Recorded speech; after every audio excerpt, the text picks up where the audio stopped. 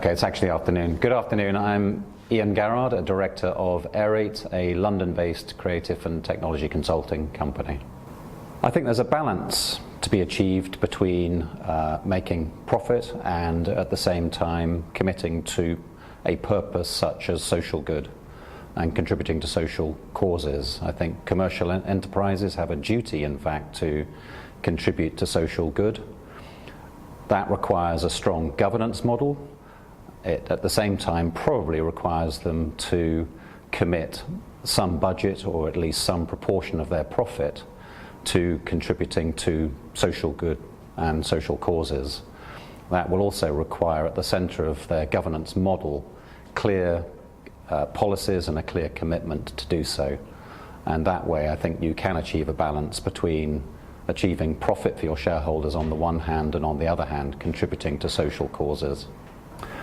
The challenges for many social enterprises historically has been an inability to attract talented people to support their causes and at the same time to raise funding. I think the current generation, however, and indeed future generations, are committed to social causes.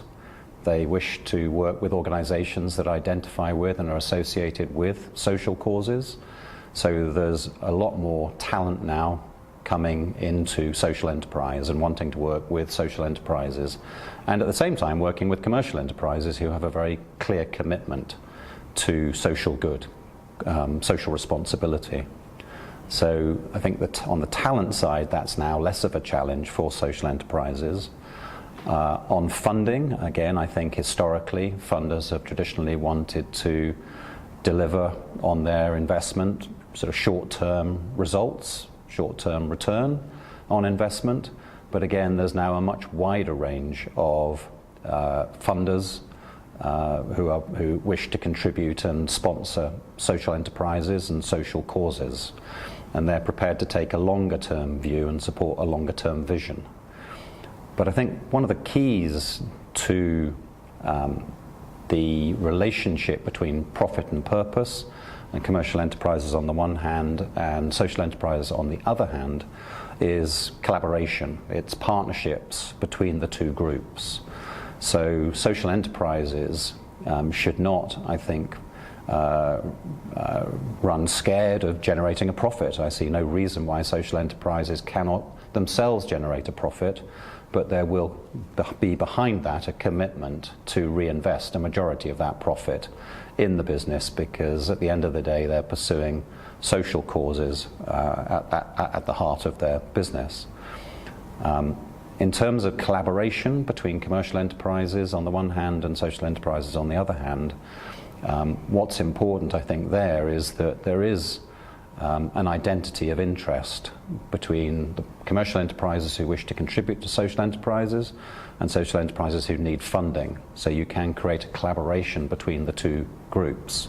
An example of that is Aerate's own Connect Mentors platform.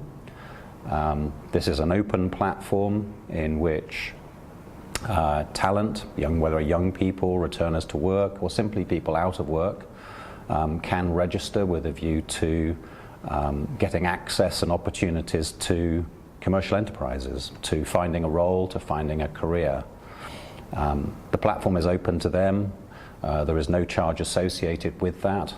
Often the people that register on the platform are coming from minority groups who need support in getting access to opportunities, to information about particular industries.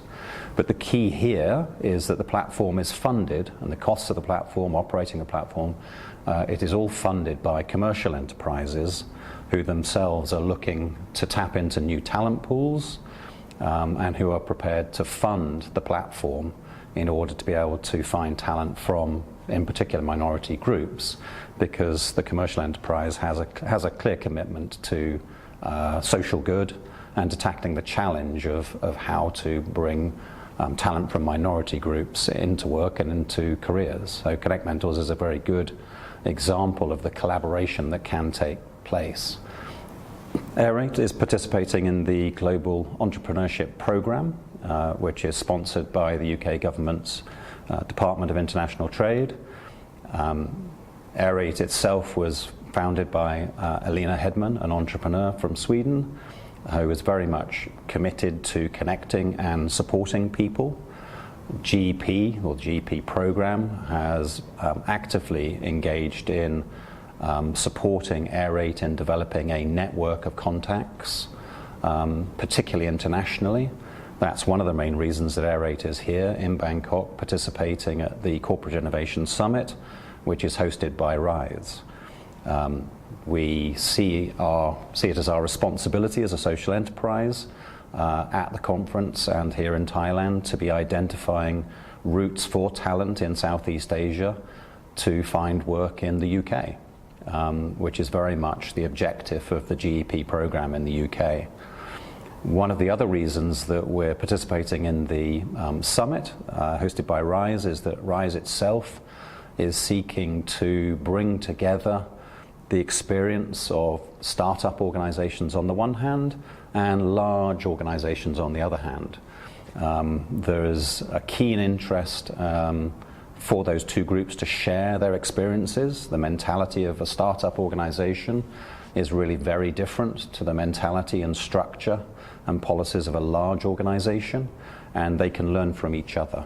But at the same time, you have to build social enterprise into that mix and find ways of creating partnerships and an alignment of interest between the commercial enterprises, whether it be a startup or a large private organization with social enterprise. And this is very much where Aerate sees itself as a facilitator of partnerships between those two stakeholder groups. Aerate is exhibiting at the summit hosted by RISE this Thursday and Friday. Please come and say hello. Come and ask us questions. We can show you the work that we've been doing, and we can talk to you about some of the examples of the partnerships that we've been able to facilitate. So it'd be great to see you there.